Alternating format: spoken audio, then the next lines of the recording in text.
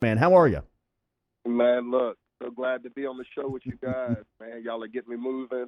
I hear the pregame music playing, man. I'm ready to do the interview. I'm fired up to be back with my center, man. How y'all doing? Yeah, Absolutely. Red, what's up, man? It's good to talk to you. For those who don't know, Stevan Ridley, one of the boys. You want to talk about a running back that treated his O lineman right? He lived with Willie B. Blackwell and Josh Durasic. He knew who buttered his bread, and he made sure to make us look good. That's my dog. What's up, Red? Man, what's going on with you, T-Bob, man? Thank y'all for having me in, man.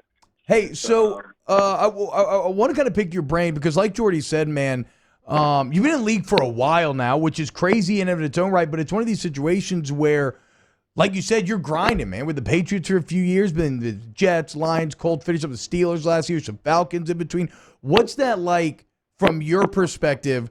Trying to stay ready, knowing that that call is going to come. It's just a matter of when. Man, it's really, truly just it's an everyday grind, man. And I'm still chasing my dream, and I'm still passionate about it. And so, really, at the end of the day, that's really what it's about. It's tough, going season to season. Since I left New England 4 years ago, it's been a bunch of one-year deals here and there, but somehow or another, the Lord keeps providing. The doors keep opening at different times. So I just keep, grinding and pushing as long as I still got that that fight in my heart, and I'm still loving ball. I'm gonna ride this thing out and try to keep going.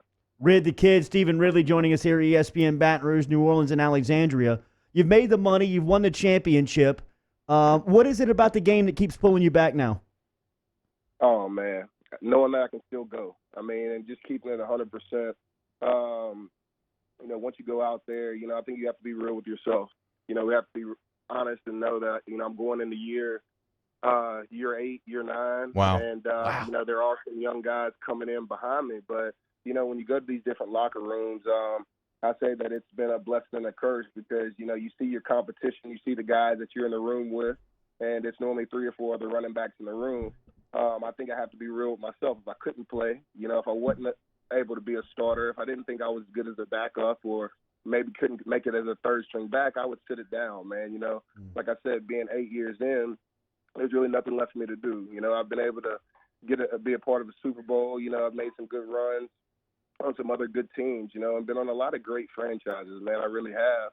But it's for me knowing that I can still go, and I'm still wanting to get out there and help a team, win and try to get another championship, man. I want to be a part and be able to play, for that 10-year mark, try to get 10, 12 years in because my body still feels good. And that's just a blessing, really, because a lot of running backs 8, 9 years in are pretty much banged up, struggling to move around. But that's not really my situation. I still got a lot of juice in the tank, and I'm ready to go, just waiting on the right opportunity that somebody's going to put the ball in my hand so I can help somebody be productive. Talking LSU, great NFL vet, Stevan Ridley, here on off the bench. Rid, you just kind of outside looking in, you just look through social media and everything, like your life looks crazy. So not only, like you said, are you constantly grinding, training for the NFL, but like sometimes I see you out there working on trucks, like welding and stuff. I see you out there landscaping, like the new country bungalow. You're like designing clothes. Like, what's this like? How do you balance all of this?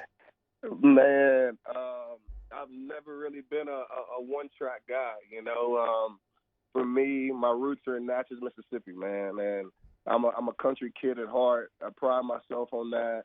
And when you're from the country, it's not too much to do, So that's where I kind of just try to learn as much as I can with working with my hands and learning from other people who are crafted in different skills. And being in Natchez, messing with the landscaping and stuff like that.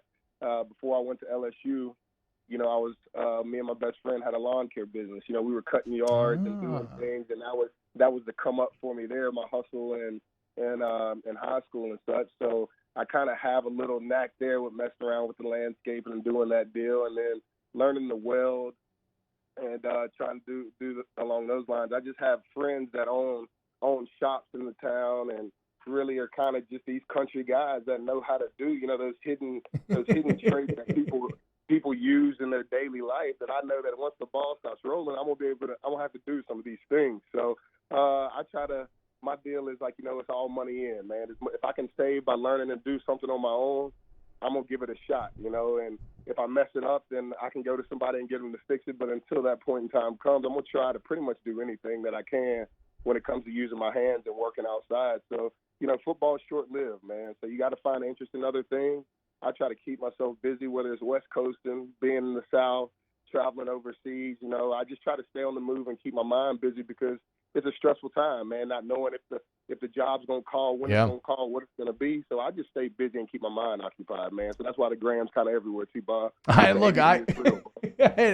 I love it because it's one of those things where it's like you said, man, like you're all over the world. I mean, right now you're in California, right, this morning?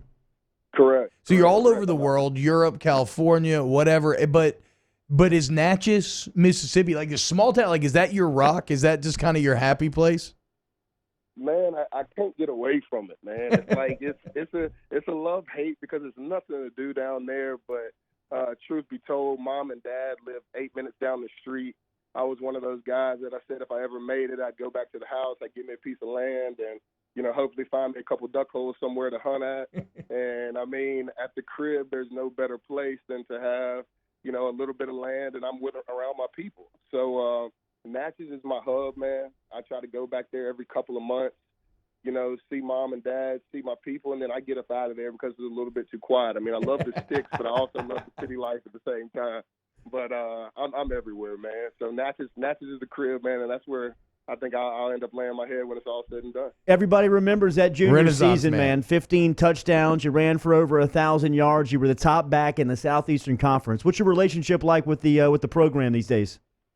Man, look, it's been pretty distant. I can't lie. I go back and I train here and there, but it's mostly off seasons that I get back to go see these guys. But it's kind of different when you walk in the locker room and you don't really see any of the guys. I mean, sometimes I was coming back and seeing some of the young cats I remember coming in and recruiting, and they were doing that deal. But when it's all new faces, I'm mainly, and look, really all new coaches for that matter. I just go in and I see my people. Go hug the necks of the people up there in the top office, and go back and see Coach Moffitt. Coach Moffitt is one of those guys. Coach Moffitt, Jack LaRouche are two guys that keep very close to me, man, because I feel they paved the way for me, get me through there.